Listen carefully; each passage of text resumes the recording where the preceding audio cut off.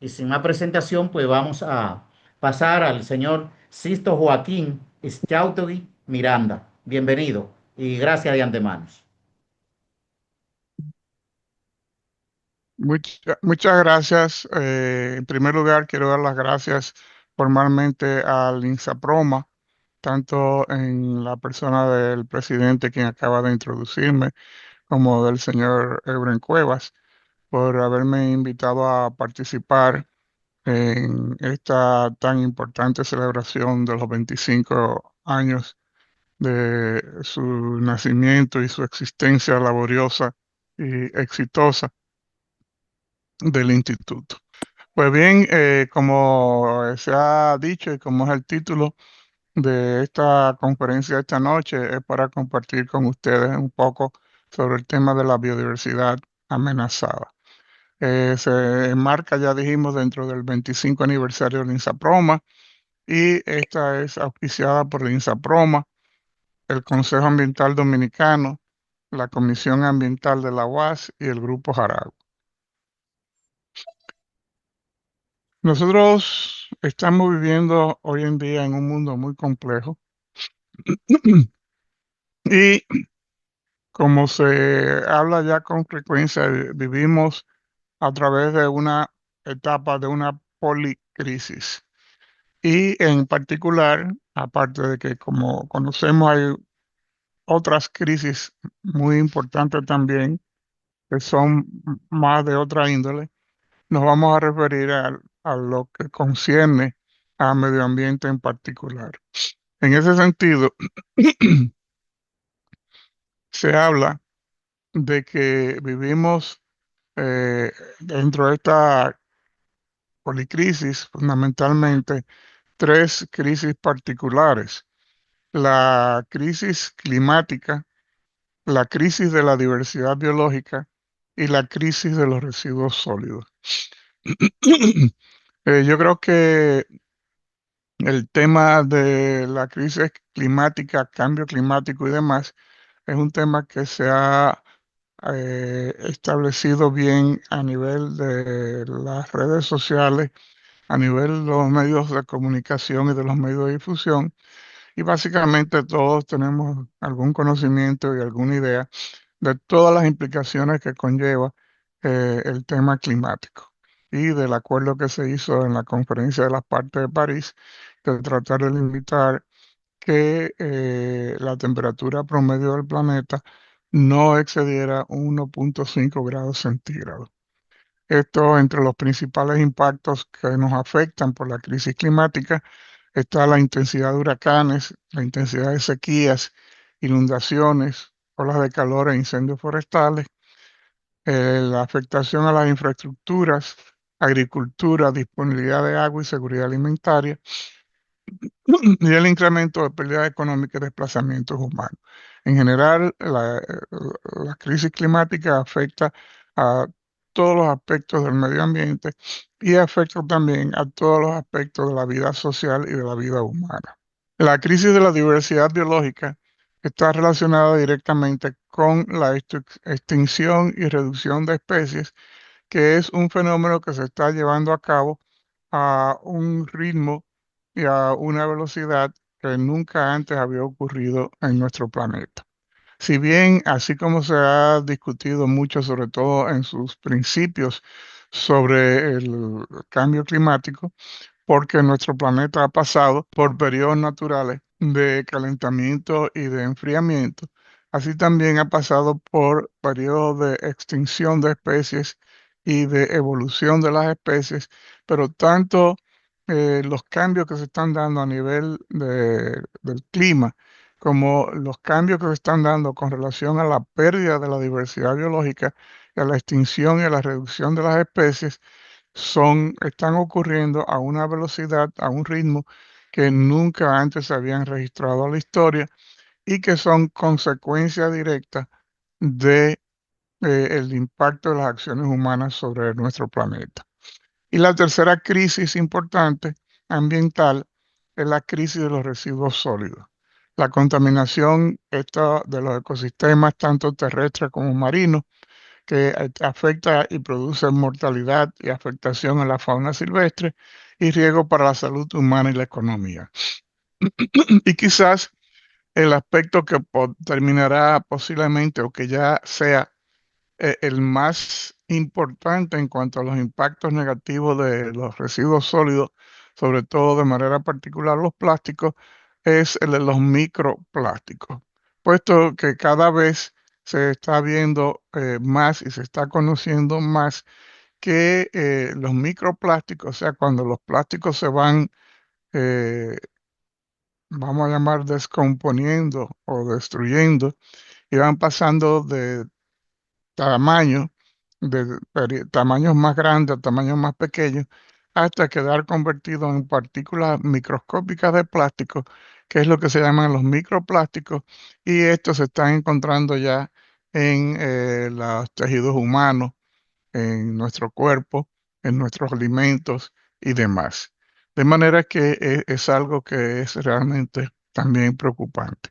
Aunque esta es una introducción general que he hecho para ponerme en contexto dentro de la- las grandes crisis ambientales que vivimos en el presente. Ya de manera particular sobre la biodiversidad biológica, pues como he mencionado, estamos en un periodo de la humanidad donde se están extinguiendo especies a un ritmo mucho más alto de lo que se había conocido a lo largo de toda la historia de la vida del planeta y toda la historia de la vida de la humanidad. En relación a esto, hay varias instituciones y varias organizaciones que producen informes con alguna regularidad sobre el estado de situación con relación a la crisis de la diversidad biológica. Uno de estos informes es el llamado Informe Planeta Vivo. Es un informe que es producido o lanzado por una organización eh, del sector ambiental establecida de hace muchos años y muy conocida, es la WWF, reconocida por su logo del oso panda. Este informe Planeta es producido cada 2 años para ir manteniendo informada a la humanidad sobre los progresos positivos y negativos que van ocurriendo con relación a esta crisis de diversidad biológica. El último informe Planeta que se ha producido fue el del 2024 y en este año 2026 tocará tener un nuevo informe. Entonces, cuando uno comienza a ver el interior del informe, ve que el primer titular encontramos dentro es relativo al que está señalado aquí, en primero con letras más grandes, de que la naturaleza se está perdiendo. Y se está perdiendo con graves consecuencias para la humanidad.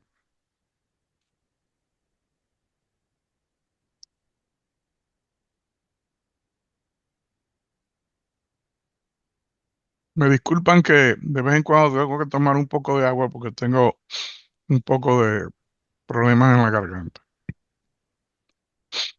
En los últimos 50 años, del 1970 al 2020, el tamaño medio de las poblaciones de fauna silvestre analizadas se han reducido en un 73%, según las mediciones del índice Planeta Vivo.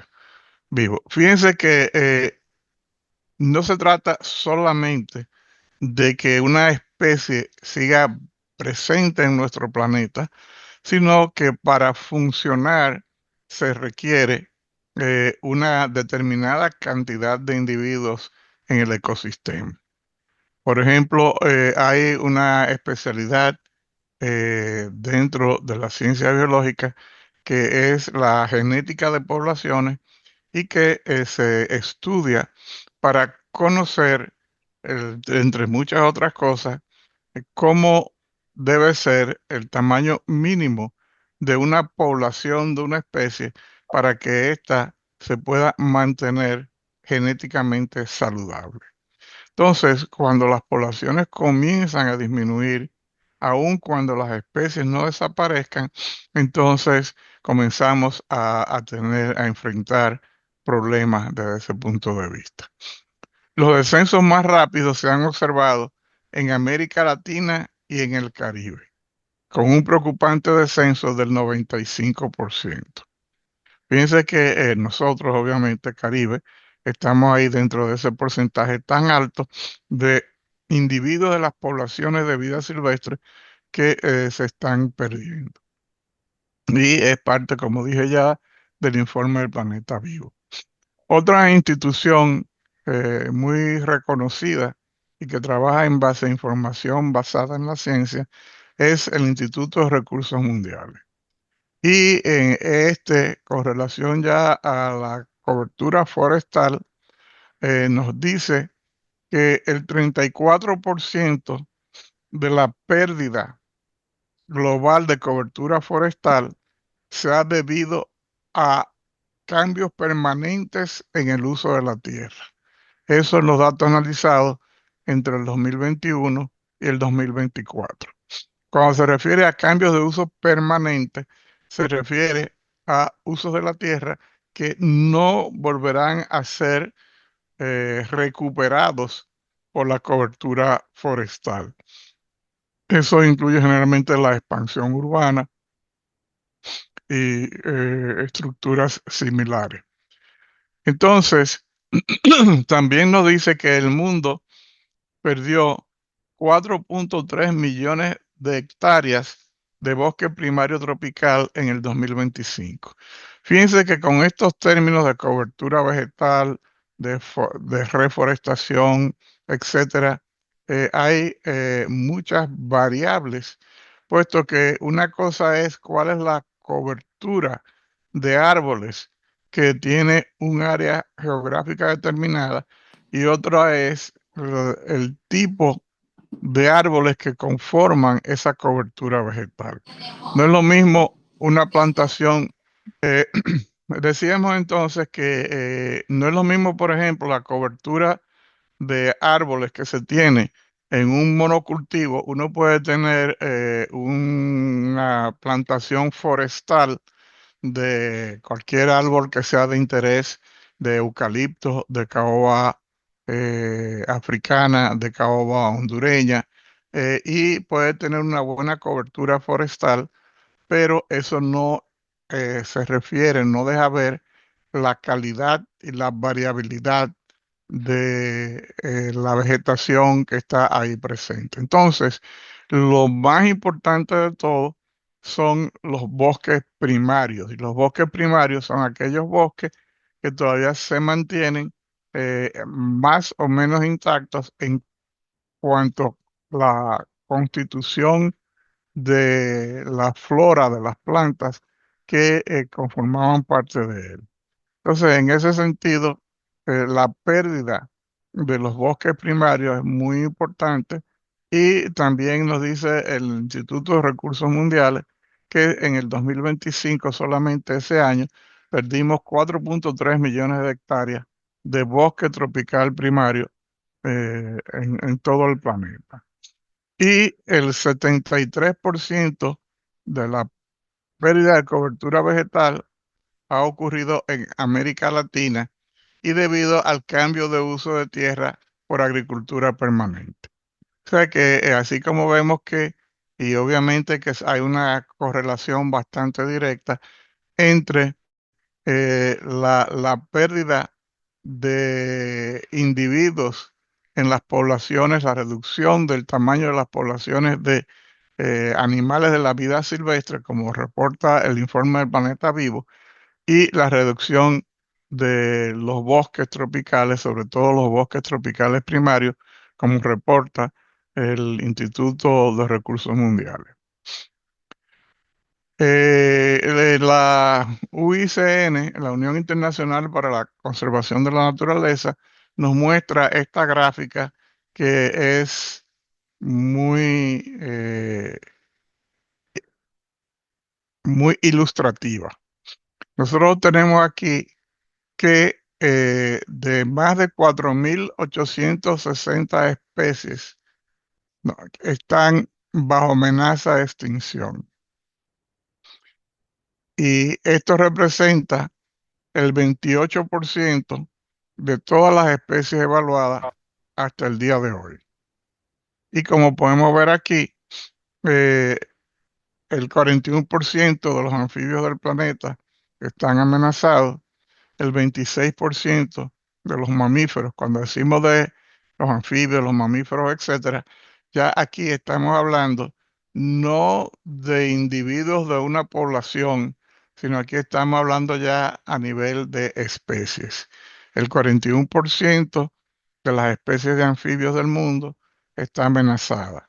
El 26% de los mamíferos, el 34% de las coníferas, el 11% de las aves, el 38% de tiburones y rayas, el 44% de los arrecifes coralinos, el 28% de los crustáceos han sido estudiados y el 71% de las cicadáceas, que son las plantas de la familia de las cicadáceas a la que pertenece, por ejemplo, la guayiga, que es conocida por todos nosotros. Entonces vemos que los porcentajes son muy altos y entre estos, tanto además de las cicadáceas que tienen un porcentaje extremadamente alto, los otros grupos que sí, que le siguen son los arrecifes de coral y los anfibios. Ambos grupos con importantes impactos para los países caribeños y de manera particular para nosotros en la República Dominicana. Perdón. Hay posiblemente todos ustedes están familiarizados por lo que es el Foro Económico Mundial, que se reúne y analiza el estado de situación de riesgos para el planeta, para la humanidad. Y ya el Foro Económico Mundial se reunió ya en este año 2026 y sacó su informe, su reporte en la edición número 21. En este caso, y esta es una imagen seleccionada por mí, de las que se presentan en el informe, que es un informe relativamente extenso, pero básicamente ellos presentan aquí en forma gráfica lo que han sido considerados los riesgos globales, de acuerdo a la severidad, a su importancia y severidad, yendo en categoría de el más severo, el número 1, a el menos severo dentro de los 10 seleccionados en el número 10, la posición 10. Y ellos señalan aquí eh, la- los riesgos eh, considerados para el plazo corto, el plazo inmediato, en los próximos 2 años, y los riesgos para a plazo más largo para los próximos 10 años. Las letras de la gráfica original, quizás, no sé si la podrán leer dependiendo en qué pantallas ustedes estén, pero los colores son indicativos para lo que nos queremos referirnos. En la columna, vamos a llamar, del lado izquierdo, básicamente la mayoría de los riesgos más inmediatos están relacionados con eh, las guerras en primer lugar, confrontaciones geoeconómicas, etcétera. Hay un dato que sí es muy importante, puesto que a mí siempre me ha preocupado desde que ha comenzado a expandirse, y es la desinformación y mala información. Nosotros vivimos en un mundo donde todos sabemos, y esto nos aparta brevemente de la diversidad biológica, aunque también los afecta y nos impacta, donde tenemos una cantidad inmensa, increíblemente inmensa de información disponible en nuestras manos. Los que, como en mi caso, estudiamos biología en una época en que casi no teníamos información disponible, el surgimiento de toda la tecnología digital, de todas las redes, de toda la conectividad ha sido una gran bendición para el desarrollo profesional, para la investigación, para la educación. Pero al mismo tiempo, esta se ha convertido en un punto de desinformación y de mala información, tanto así que cuando la pandemia se hizo el primer Congreso Mundial de Infodemia, se le ha llamado así, eh, como si fuera ya una eh, epidemia de la mala información y fue organizada por la Organización Panamericana de la Salud. Y eso mueve siempre a recordar que tenemos que tener siempre un pensamiento crítico, tenemos que estar mejor informados que nunca si queremos estar bien informados para poder tratar de discernir qué es la información cierta y cuál no, lo que cada día se hace más difícil. Pero si volvemos a nuestro tema ambiental, vemos que los temas relativos al ambiente son los que están en las barras verdes. Y para el corto término, para el periodo casi inmediato de los 2 años, solamente tenemos en el puesto número 4 y en el puesto número 9 dos preocupaciones ambientales. En el 4, los eventos climáticos extremos y en el noveno, lo de la contaminación, que ya hoy en día, como dijimos, hay obviamente varios tipos de contaminación, pero está muy relacionado con la contaminación por plásticos y microplásticos. Sin embargo, cuando saltamos al lado derecho, donde vemos cuáles son considerados los 10 riesgos más importantes para los próximos 10 años, vemos como las barras verdes, cuyo contenido escrito está resaltado por mí, pero es exactamente el mismo que tenía originalmente. Y aquí tenemos que los tres primeros riesgos para los próximos 10 años son riesgos ambientales. Y luego, además de eso, dentro de los 10 riesgos para los próximos 10 años, tenemos 5 riesgos que son ambientales.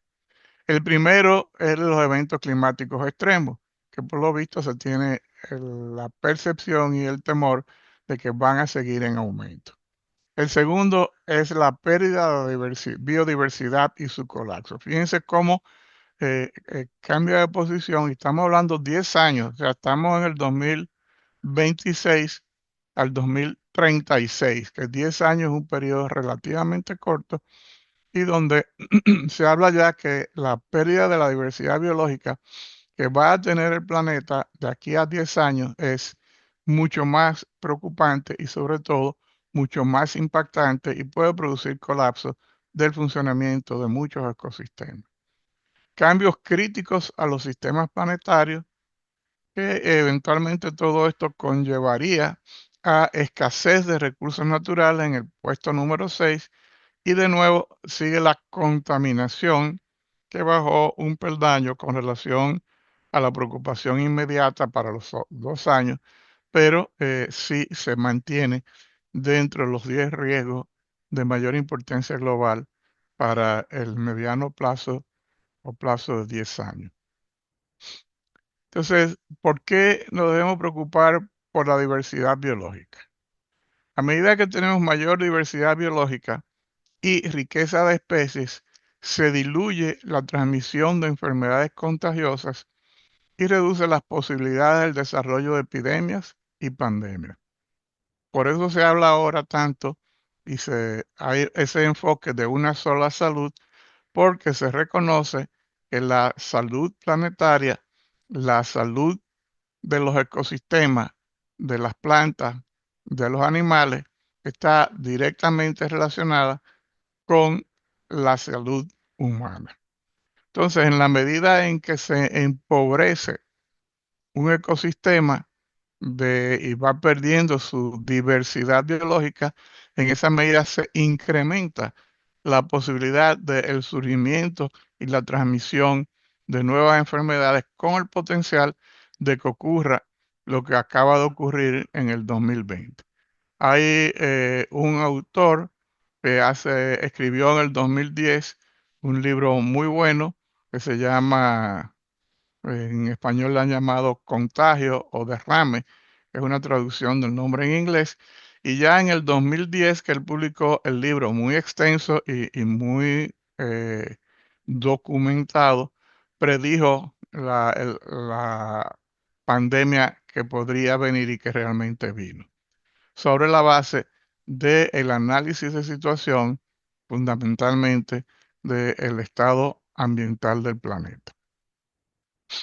También la diversidad biológica garantiza entonces la funcionalidad de los ecosistemas y de la producción de los servicios ecológicos ambientales que de ellos dependen y, entre otras cosas, esos servicios nos representan un valor económico muy alto. Gómez Valenzuela, el doctor Víctor Gómez Valenzuela y sus colaboradores, para el 2012 estimaron que solamente los servicios ecosistémicos que proveía el Sistema Nacional de Áreas Protegidas del país eran equivalentes en términos económicos a 2.558.8 millones de dólares, lo que representaba por sí solos el 4.1 del PIB del año 2012.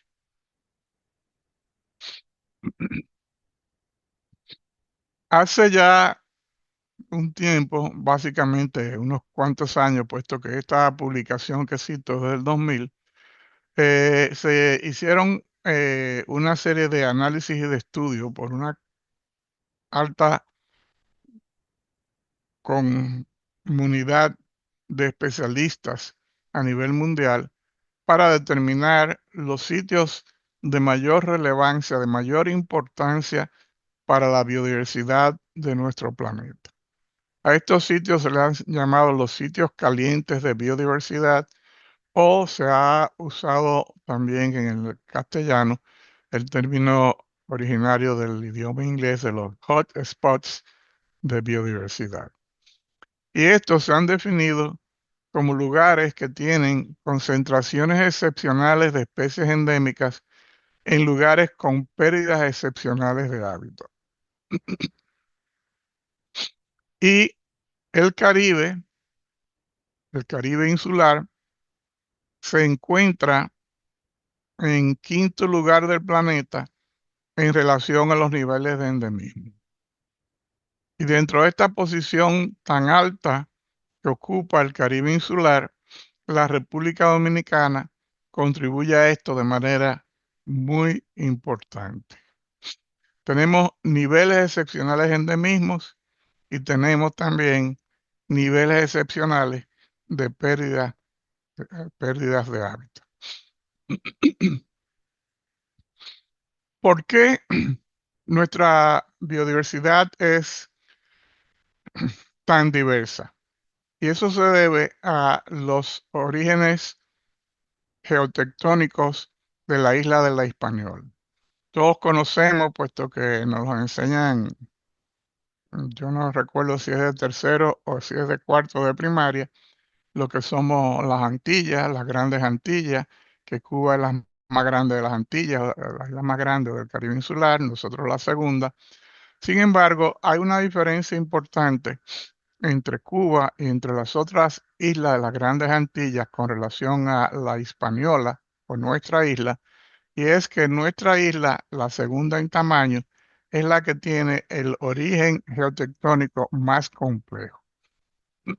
Eso hace que nosotros somos los que tenemos las alturas más altas del Caribe insular, Pico Duarte, eh, Loma de Toro, Sierra de Bauruco, y tenemos al mismo tiempo el lago más grande del Caribe insular, el lago Enriquillo, la zona más baja bajo nivel del mar. Y esto se debe también a que nuestra isla estuvo formada por dos islas antiguas que luego se unieron. Y a estas dos islas se le han llamado la Isla del Norte y la Isla del Sur. Y estaban separadas por un canal marino que unía la bahía de Neiva con la bahía de Puerto Príncipe a lo largo de esa línea roja que está en la imagen. Y es donde se encuentran los dos lagos más grandes de la isla, el lago Enriquillo y el lago del fondo del lago de Haití. Eso hizo que en términos de colonización y evolución de la fauna también y de la flora, pues nuestra isla funcionó como dos islas independientes, desarrollando algunas especies exclusivas o de la Isla del Sur o de la Isla del Norte. Y eso ha hecho ya algunas de ellas después, cuando se sedimentó y se cerró el canal marino y se unieron las dos islas, pues algunas especies del sur pasaron al norte y algunas del norte pasaron al sur. Pero eso ha hecho que la Hispaniola sea la única isla que tiene dos especies de varios grupos de fauna. Por ejemplo, somos la única isla del Caribe donde existen dos especies diferentes de iguanas de la roca. La ciclura cornuta o iguana rinoceronte, que es la más común y distribuida proveniente de la isla del norte, y la iguana de Ricord, la que está restringida a la Isla del Sur y las inmediaciones del lago Enriquillo, Parque Jaragua, etcétera. Ahora bien, ¿cómo se sabe cuando una especie de planta o animal está amenazada? Hay lo que se llama la lista roja de especies amenazadas, que incluye una metodología para evaluar el estado de amenaza de hongos, plantas y animales, que fue establecida en el año de 1964 por la Unión Internacional para la Conservación de la Naturaleza, la UICN. Al presente ha evolucionado para convertirse en un instrumento de uso global. En esta lista roja, obviamente que no vamos a entrar con esta metodología, pero hay una serie de categorías en la que puede caer una especie eh, analizada o estudiada dependiendo de una serie de factores que se toman en cuenta. Las tres más importantes es cuando una especie queda en peligro crítico, que se representa por la abreviatura CR, en peligro por la abreviatura EN y vulnerable por la abreviatura BU. Son las tres categorías en las que las especies que caen en esas categorías están amenazadas de extinción, siendo obviamente el peligro crítico las que están más amenazadas, dentro de las tres en peligro en la condición media y vulnerable, la de menor amenaza dentro de ese grupo de especies amenazadas.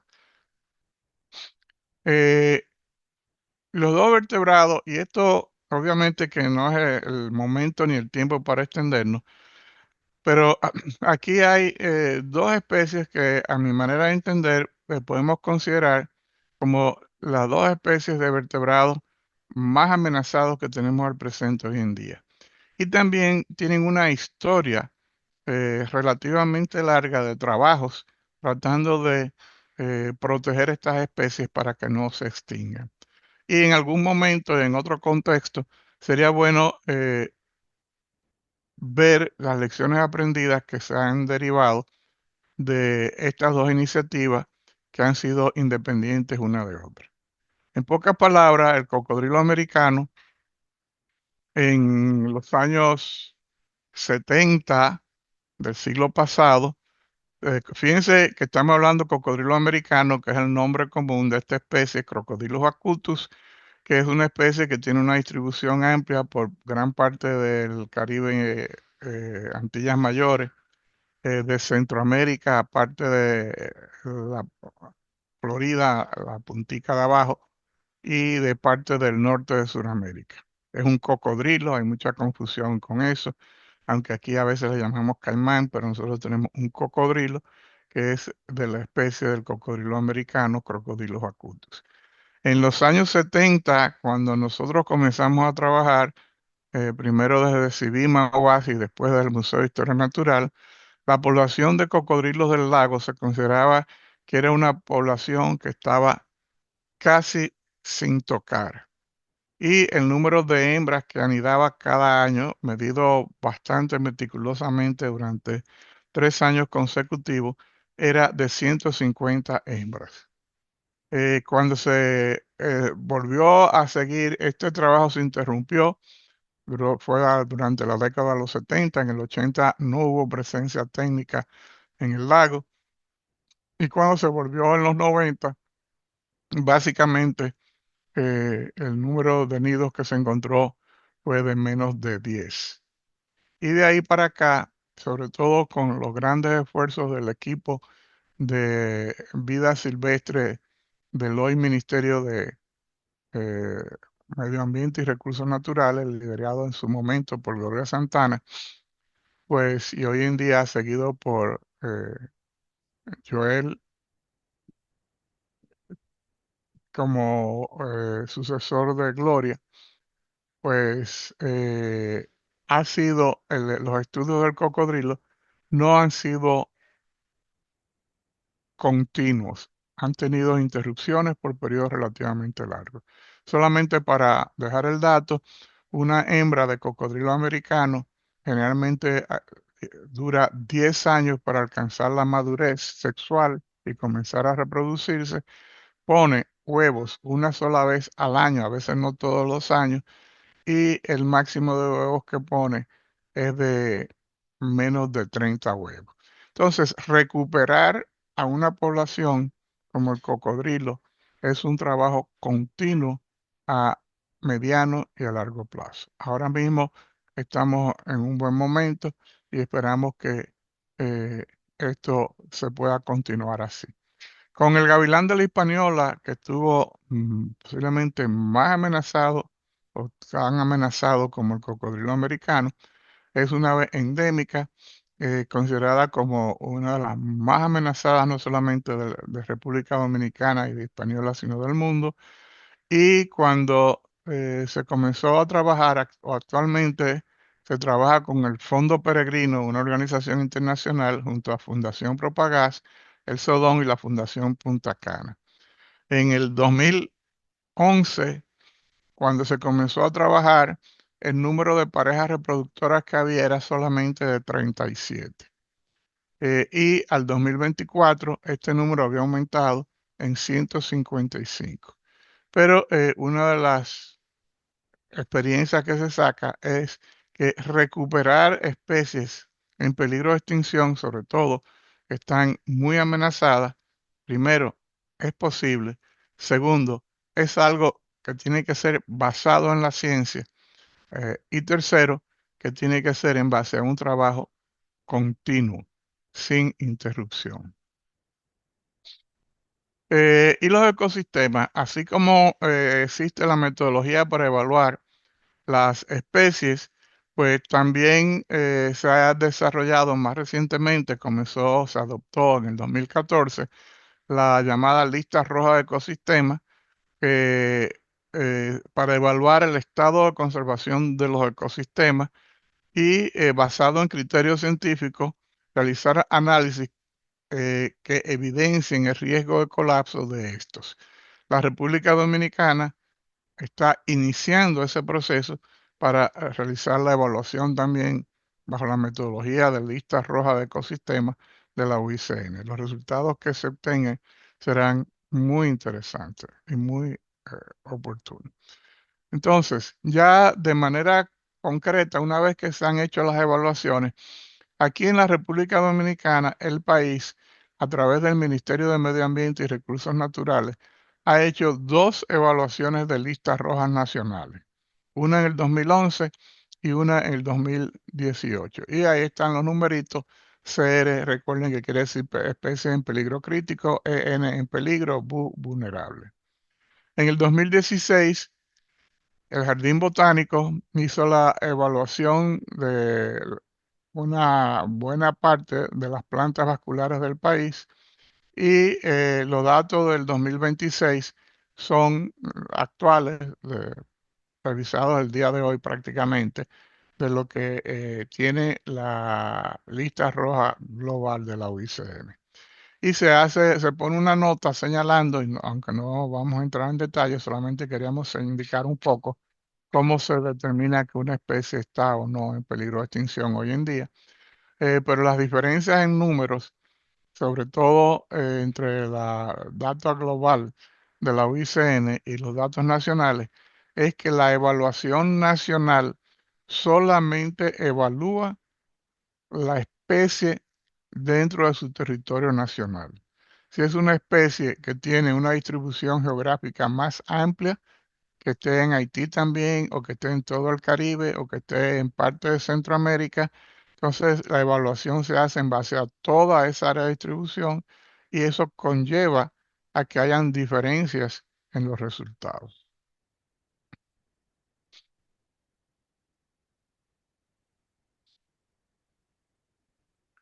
De acuerdo a la evaluación de lista roja realizada por el Jardín Botánico, de 5.500 especies aproximadamente de plantas vasculares que nosotros tenemos en el país, el Jardín Botánico evaluó en el 2016 1.388.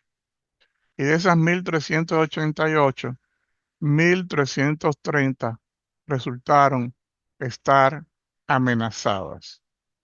813 se encuentran en peligro crítico, 249 en peligro y 268 en amenaza de vulnerable. Todo esto hace que estas 1.330 plantas amenazadas, de acuerdo a los estudios realizados por el Jardín Botánico, representan el 24% de las plantas vasculares de nuestro país. Es decir, que casi la cuarta parte de todas las especies de plantas vasculares, que son la mayoría de las plantas que nosotros tenemos, están bajo algún grado de amenaza. Nuestra flor nacional se encuentra en peligro crítico. Creo que ya todos conocemos que nuestra flor nacional es la rosa de Valladolid, Leeuwenbergia quisqueyana, está en peligro crítico y aunque se le llama por la apariencia de su flor rosa, etcétera, de Valladolid, en este caso por la localidad, pero se trata de un cactus con hoja. Pertenece a una familia de un grupo de cactáceas o de cactus que retienen las hojas como se ve en la foto. Y como ustedes saben, prácticamente la mayoría de los cactus solo tienen espinas y no tienen hojas, pero este es un grupo primitivo de cactáceas que todavía tienen espinas en el tallo tronco, pero mantienen también las hojas. Y como se ve en el mapa de la derecha, tomado del libro de listas rojas del Jardín Botánico, esta especie en vida silvestre natural se encuentra en una única localidad donde está señalada por el punto negro en el mapa, que a su vez es señalado por la flecha roja.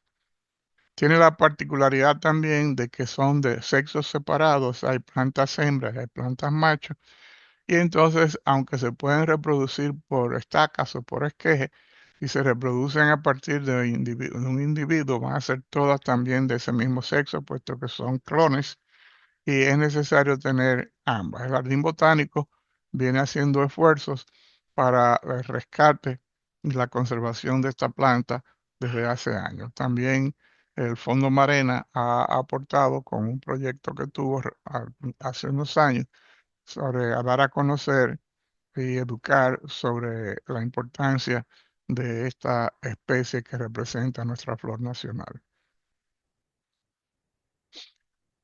Con relación a la fauna, los dos grupos que más han estudiado hasta ahora en cuanto a sus evaluaciones de lista roja son los anfibios y los reptiles. El 86% de todas las especies de anfibios de República Dominicana está amenazada. Y estamos en segundo lugar después de Haití. Haití, la fauna de anfibios de Haití es la que está más amenazada de todo el mundo, de todo el planeta. Cuando uno dice esto, dicen, bueno, Haití tristemente tiene un deterioro muy grande de su medio ambiente.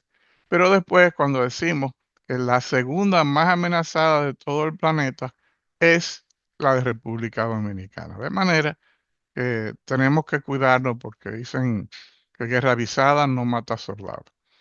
Eh,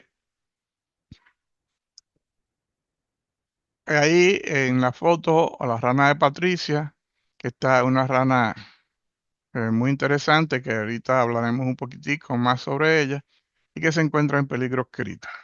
La mayoría de los anfibios del Caribe insular, de la Hispaniola, son anfibios que se han adaptado a la vida totalmente terrestre, ponen huevos en la tierra, en lugares húmedos, en la vegetación y no pasan por la fase larvaria más conocida de renacuajo y demás. En cuanto a los reptiles, tenemos que también hay un alto porcentaje, aunque no tan alto, y el 35% de las especies que se han evaluado se encuentran amenazadas. En la foto, la iguana de Ricord en peligro. Ahora, ¿por qué se pierde nuestra diversidad biológica? Hay varias razones, pero hay algunas causales principales. La primera de todas es la pérdida y la fragmentación del hábitat, la cual se encuentra intrínsecamente relacionada con el avance de la frontera agrícola.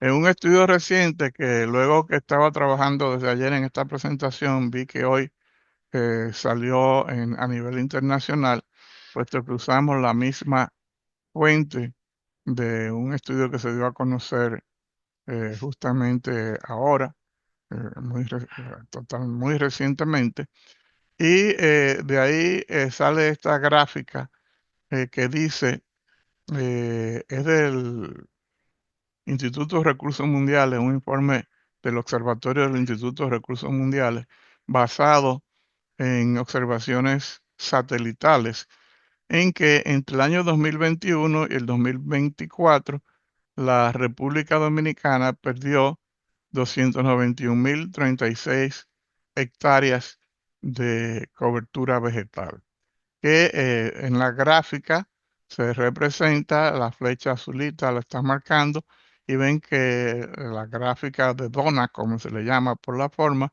la mayor parte eh, es equivalente a eh, la, la- la pérdida debido al avance de la frontera agrícola.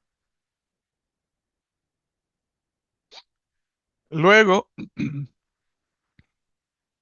la otra causa importante, alguien está rayando, pero no es nuevo.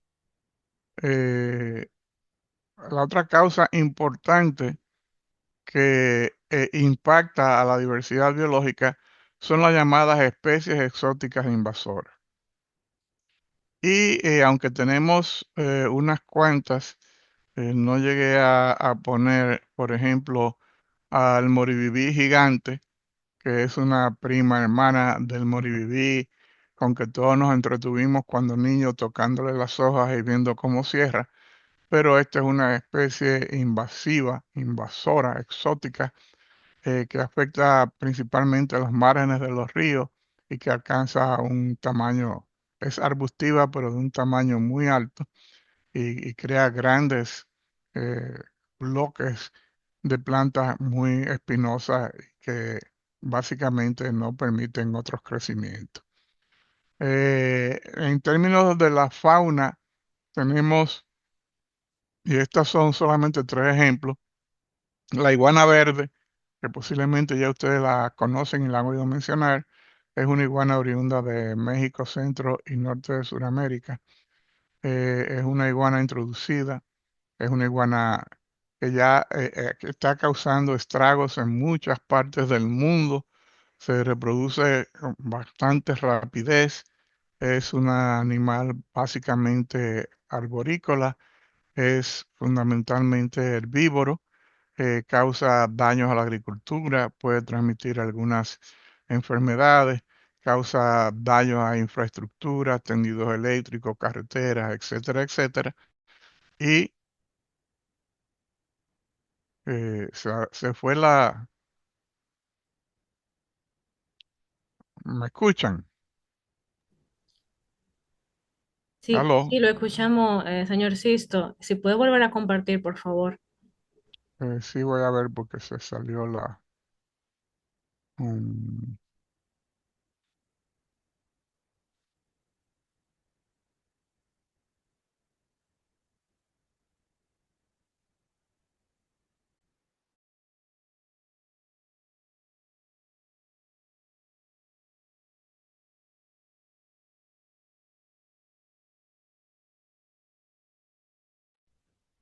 Aprovechando este tiempo, decirles que al final de la presentación del señor Sisto pueden compartir sus preguntas. En este caso, estaremos respondiendo, bueno, el señor Sisto estará respondiendo cuatro preguntas. Está bien, la pueden dejar en el chat o pueden levantar su mano. Ahí volvemos.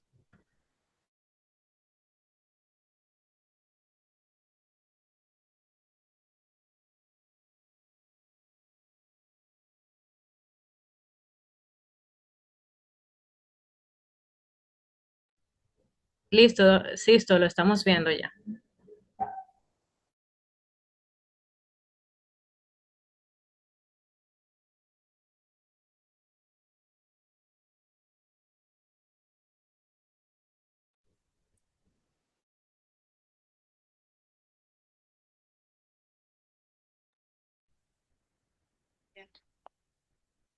¿Aló? ¿Me escuchan? Sí, perfectamente. Era que estaba, no lo podía desbloquear yo el micrófono. Sí. Bien, entonces hablábamos entonces de la iguana verde, que se está extendiendo con mucha rapidez. El Ministerio de Medio Ambiente tiene un programa, bueno, hay una estrategia nacional de lucha contra las especies exóticas.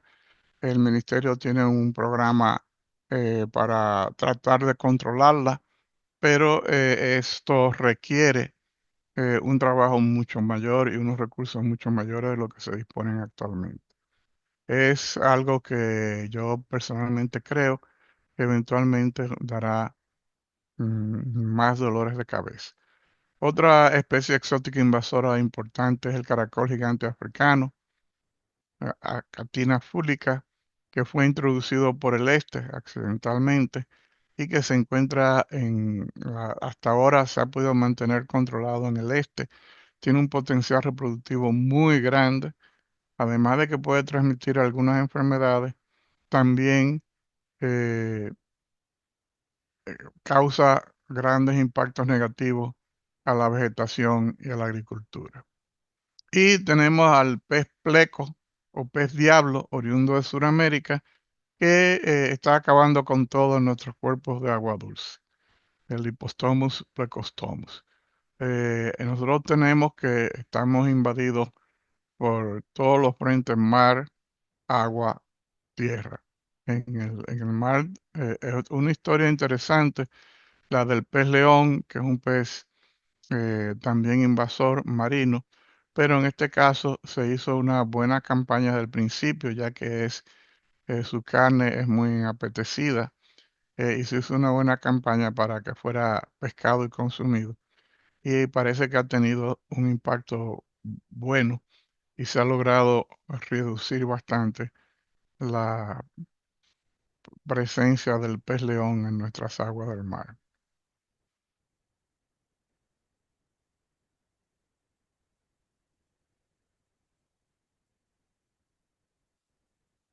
Otra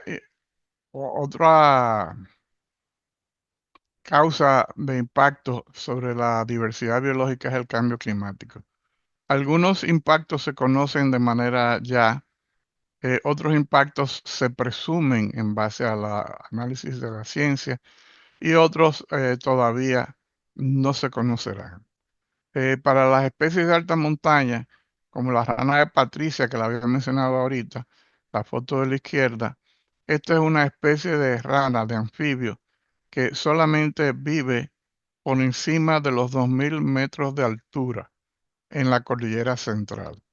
Y por lo tanto, eh, en la medida que se va calentando el ambiente, los ecosistemas, el gradiente altitudinal va subiendo y no se sabe lo que va a pasar si esta rana va a ser capaz de adaptarse a temperaturas más calientes en la medida en que avance el calentamiento global.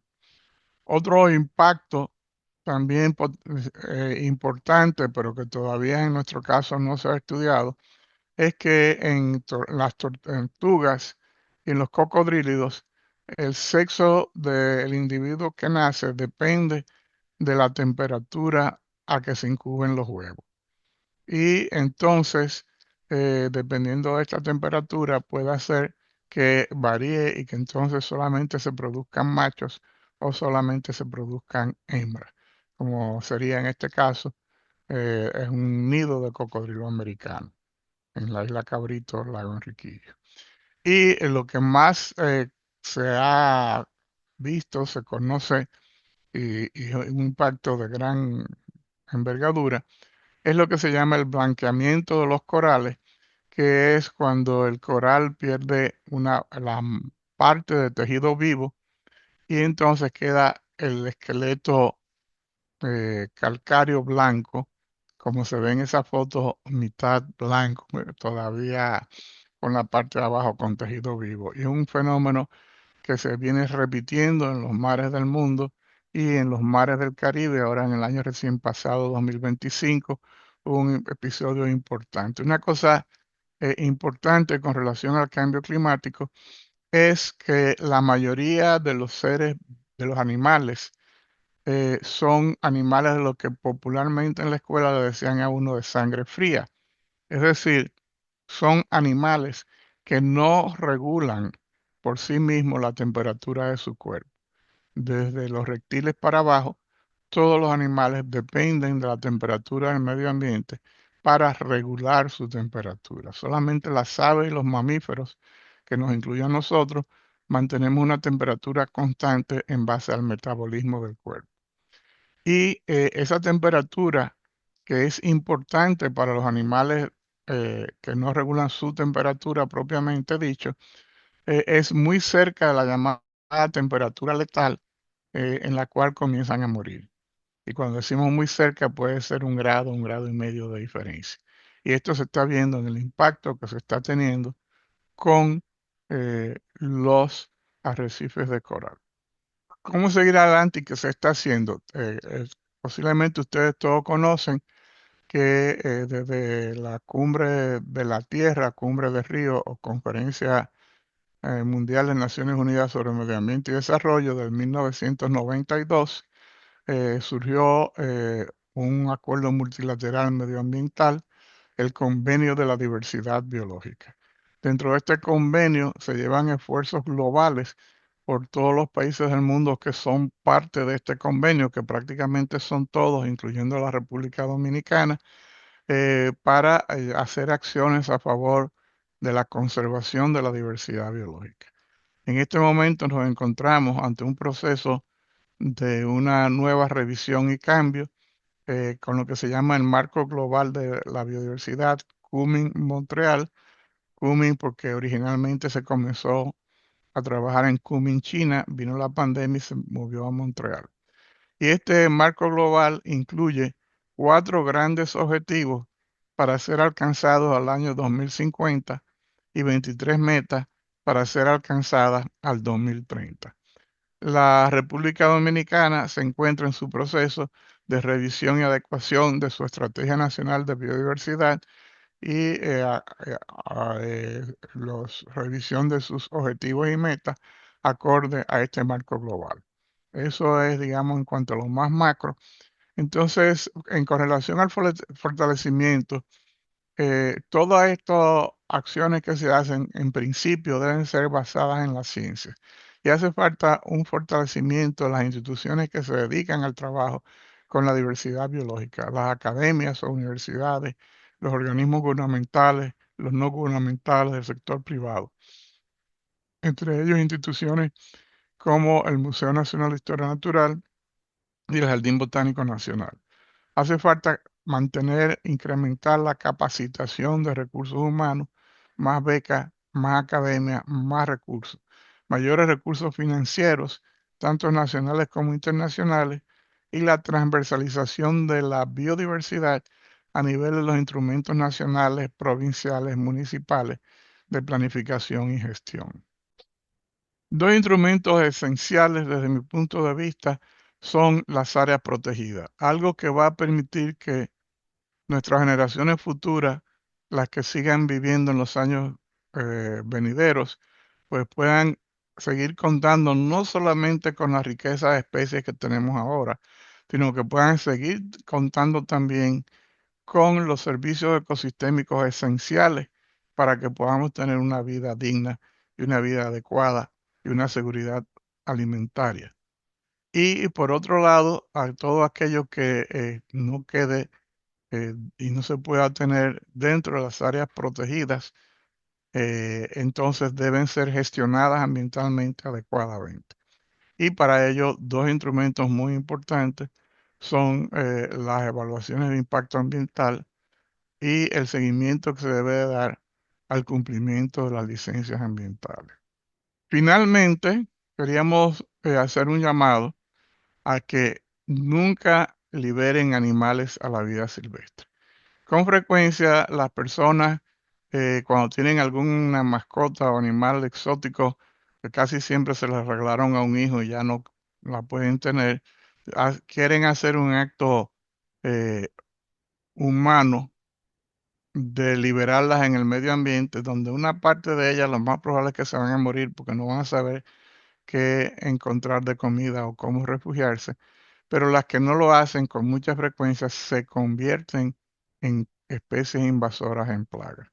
Entonces, por favor, nunca libere especies exóticas a la vida silvestre. La mayoría de las especies exóticas, con todo el daño que hacen, han provenido mayormente del mercado de mascotas, su escape y o liberación. Y si tiene que deshacerse de alguna, entréguela al Sodón, al acuario o al Ministerio de Medio Ambiente. Y también no deje sus animales domésticos deambular sin control. Los gatos hacen un daño inmenso, contabilizado, muy estudiado a la diversidad biológica de todo el mundo. Son primariamente animales predadores, cazadores, son muy buenos cazadores y tienen todos sus instintos ahí por más domésticos y mansos que sean. Entonces, por favor, no los deje deambular y proteja la vida silvestre. Muchas gracias. Bueno, un aplauso virtual a Sisto, muchísimas gracias y por la exhortación sobre todo. E inmediatamente comenzamos nuestra ronda de preguntas y comentarios, agradeciendo fuertemente de verdad a Sisto por enriquecernos, alimentarnos. Muy bien, entonces tenemos por aquí una primera pregunta para usted, Sisto, y agradecer también por las felicitaciones de más arriba por el 25 aniversario. Tenemos una pregunta por aquí. Esas enfermedades de las cuales, antes de esto, vamos a reunir las 4 preguntas para que así vaya captándolas y la pueda responder todas juntas. Primera pregunta, esas enfermedades de las cuales la iguana verde es un vector, ¿afectan a humanos o especies vegetales o animales? Primera pregunta. ¿Es para responderla inmediatamente o para esperar las 4 juntas? Exactamente, si le es posible, por favor, esperar las 4, lo hacemos así. Bien. Bien. Entonces, tenemos la número 2. Saludos, dice Teresa Peyton. ¿Cómo usted considera se puede fortalecer el aspecto de una sola salud en la conservación de biodiversidad en la República Dominicana? Esas son las preguntas que están en el chat. ¿Cómo usted considera se puede fortalecer el aspecto de una sola salud en la conservación de biodiversidad en la República Dominicana? Esa es la segunda pregunta. Tercera pregunta. A ver, Verónica, me surge una pregunta frente a las 291.036 hectáreas de cobertura vegetal perdidas entre 2021 y 2024 que se mostraron en la presentación. Me surge una duda desde la perspectiva de la gestión del territorio. ¿Existen actualmente iniciativas o corredores biológicos planificados bajo el enfoque de adaptación basada en ecosistemas? A, para mitigar este impacto o se está priorizando la restauración pasiva en las zonas más afectadas por el avance de la frontera agrícola. Si le parece bien, Sisto, paso a la cuarta. Si necesita que les No, repita. yo Ajá. creía que ya iban 4. Ah, van 3. Ya está bien. Exacto. Muy bien, entonces 1, 2, 3, sí, exactamente. Entonces, a ver.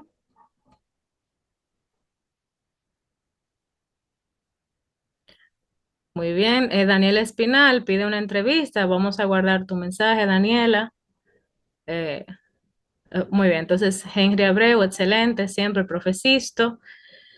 Y por último, esta cuarta pregunta, ¿existen estudios de parte de Santa? ¿Existen estudios del impacto de los insecticidas en los polinizadores? Y ahí terminamos. Muchas gracias.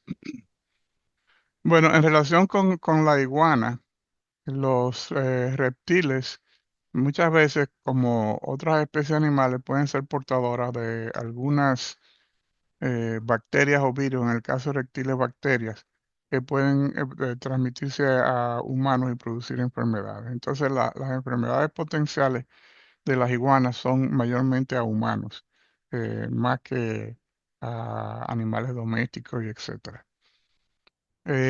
Con relación a cómo potenciarlo de una sola salud, hay un movimiento global que comenzó hace ya, creo que un par de décadas por lo menos, reconociendo la importancia de reconocer, valga la redundancia, del vínculo estrecho que existe entre la salud planetaria, la salud ecosistémica, la salud de las plantas y de los animales y la salud humana, incluyendo vida silvestre y animales domésticos. Entonces, aquí hay varios grupos que promueven el trabajo en una sola salud y que debería de trabajarse de manera interdisciplinaria, puesto que generalmente los agrónomos tratan con las plantas, los veterinarios con los animales domésticos, los biólogos con los ecosistemas y animales no domésticos y los, obviamente, médicos y profesionales de la salud humana con la salud humana.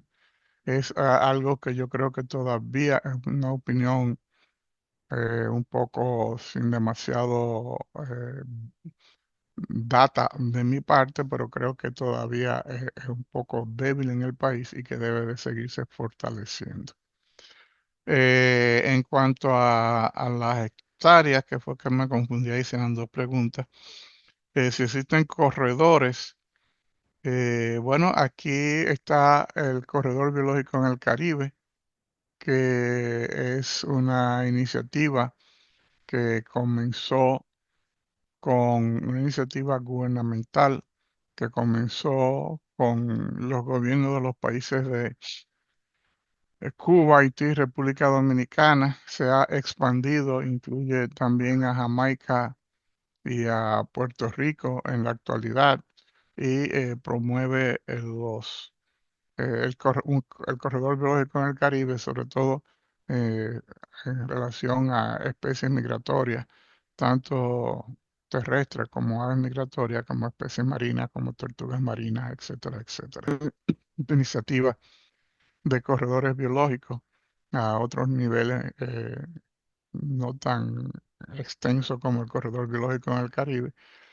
Por ejemplo, un proyecto que acaba de terminar, que fue financiado por el PNUD y el GEF con el Ministerio de Medio Ambiente, sobre productividad en ecosistemas, en sistemas, biodiversidad en paisajes productivos, PPP. Trabajó en